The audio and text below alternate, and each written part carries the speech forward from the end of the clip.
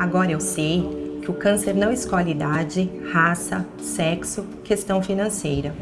Que o diagnóstico de câncer não é uma sentença de morte, e sim um convite para a vida. Que com fé a gente vai longe. Que amigas que estão passando pelas mesmas situações são mega importantes nessa jornada. Que um filho de 4 patas é também um filho e que o amor cura.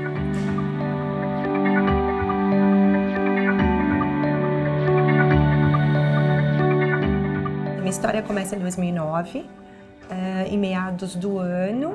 Eu tive 2 episódios de dores na barriga. Um coincidiu com uma ida a uma quermesse. Era época de festa junina, então achei que a culpa era do pastel. Fiquei um pouco mal, tomei um medicamento em casa e passou. Nessa mesma semana, eu tive uma outra dor muito forte, abdominal, e que eu não conseguia levantar o corpo, nem andar nem para frente, nem para trás, e eu estava no meu serviço. Então, a minha diretora levou até um pronto-socorro e fizeram um raio-x e o médico falou que eu estava com uma prisão de ventre, né? Me passou óleo mineral e disse que tudo ficaria bem. Como já era meados do ano, eu marquei o ginecologista, que era o que a gente faz, né? Nós mulheres anualmente devemos ir, né? Então, em agosto, eu fui a uma consulta. E nessa consulta, ela perguntou se estava tudo bem, eu respondi que sim, porque até então eu não imaginava. E comentei com ela que iria casar. E ela perguntou, você já fez o exame de ultrassom transvaginal? Eu falei, nunca fiz. Ela falou, então a gente vai pedir também, porque até se depois você já tiver intenção de engravidar, a gente fica sabendo que tá tudo bem. No momento do exame, a médica perguntou por que eu estava lá, o que eu sentia. Eu estranhei um pouco aquelas perguntas, né? Tudo bem que era a primeira vez que eu realizava aquele exame, mas achei estranho porque ela estava perguntando muitas coisas e achei que tivesse alguma coisa não muito legal. E perguntei, falei, doutora, tá tudo bem? Ela falou, olha, tem um probleminha, mas vai ficar tudo bem. Ela pediu para que eu aguardasse que uma equipe viria na sala para verificar. Então entraram mais 4 médicos para olhar a imagem. Eles falaram muito em termos técnicos, porém uma fala me fez sentido, que o médico falou, passe o caso que é cirúrgico. Eu fiz a cirurgia acreditando que retiraria um ovário e que ficaria tudo bem. Isso a gente já estava em outubro, porque o SUS tem uma demora. E o médico me falou que eram 40 dias para que eu recebesse o resultado da biópsia. Nesse momento da alta, uma semana depois ele solicitou que eu voltasse para a verificação dos pontos. Quando eu cheguei, a primeira pergunta foi essa, Juliana, você pegou a biópsia? E eu falei, não, doutor, eram 40 dias, não deve estar pronta. Ele falou, não, a sua a gente pediu com urgência. E aí ele me deu o diagnóstico que tinha vindo um cistoadenocarcinoma e que era um câncer. Eu fiquei muito tensa, ele falou, calma para entender tudo que eu vou te falar. Dia 3 de novembro, meu casamento era 5 de dezembro. Então, naquele momento que eu pensava, acabou. Ele solicitou que 2 dias depois eu voltasse no consultório com a minha mãe e com o meu noivo, para que a gente pudesse ver o que nós iríamos fazer diante daquele diagnóstico.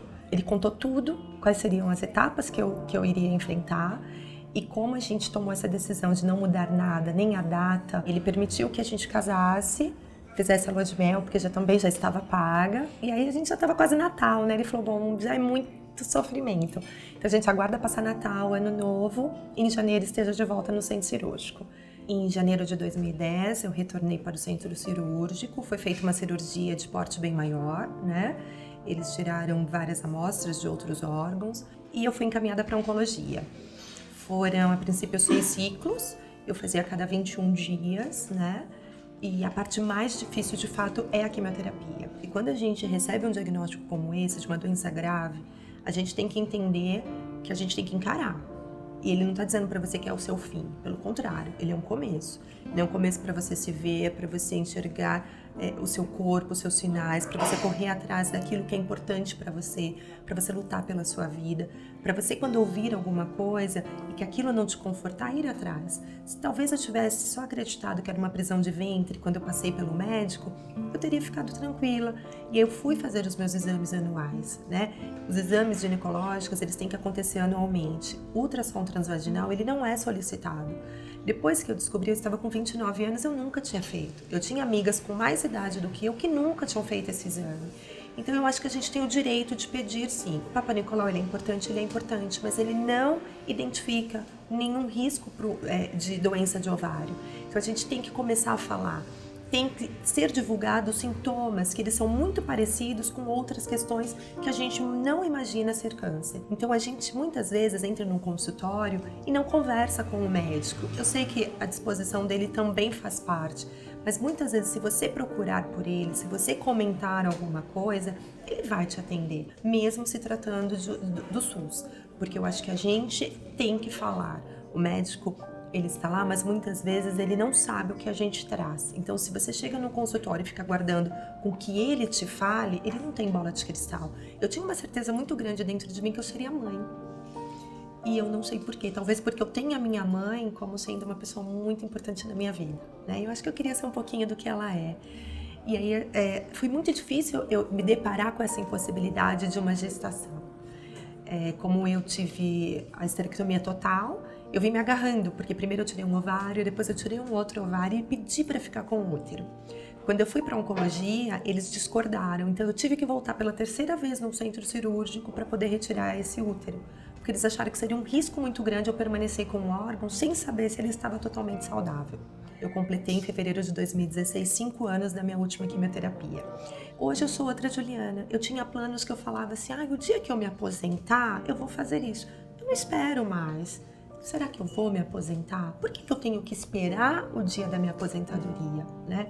Então, acho que o câncer me trouxe isso. Ele me fez viver o dia de cada vez. Ele me fez valorizar muito mais as pessoas do que as coisas. Então, assim, hoje eu prezo muito mais estar com as pessoas que eu amo, participar da vida dela e permitir com que elas participem da minha.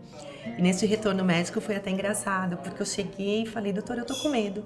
Ele falou, medo do quê, né? Eu falei, da alta. E aí ele riu, porque assim, a gente acaba ficando, porque eu entendo que hoje eu não sou uma ex-paciente, eu acho que para sempre eu serei uma paciente oncológica, e esse cuidado eu não quero perder, né? E aí eu fiquei muito feliz quando ele me falou que ele não me daria alta. A cada 1 ano eu continuarei sendo vista pelo meu oncologista. Então isso para mim foi bem gratificante.